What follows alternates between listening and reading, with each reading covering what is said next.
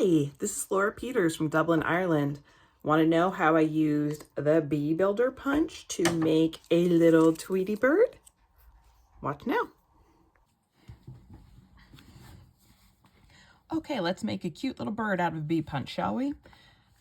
If you watched my other video on the pop-up card, you already know that this can be used as a speech bubble. And then obviously these are little hearts.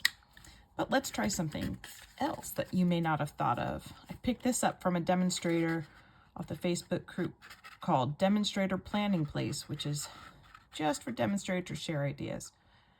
The scrap paper isn't quite big enough there, so I'm going to have to punch that big heart again.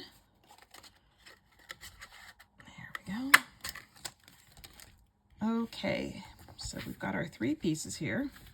We're going to turn this into a little birdie. First thing I'm going to do is I want my birdie to be a robin. So I'm going to give her a red belly. Or him. I don't know. What do you think? Are robins girls or boys? Maybe it depends on the loved one you're thinking of when they appear, huh? So I'm going to use my bee stamp just to give him a little belly there.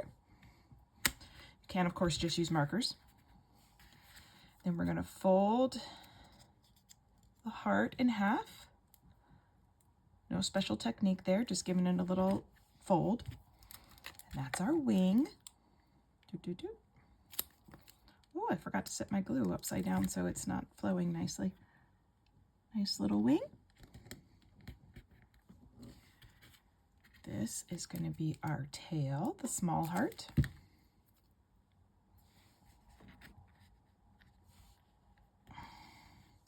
I don't trust myself to make a nice circular eye, so I'm going to use my Stampin' Up marker to color just one eye from the bee stamp. Make a nice round eye there. It's much more ink than one little circle required. Probably should have done that before I stamped my wing. And I'm going to use my crumb cake. I'm using crumb cake paper here, crumb cake, to make a little beak. What do you think? Now I have a nice little Tweety bird out of my bee punch. What color bird do you like to make?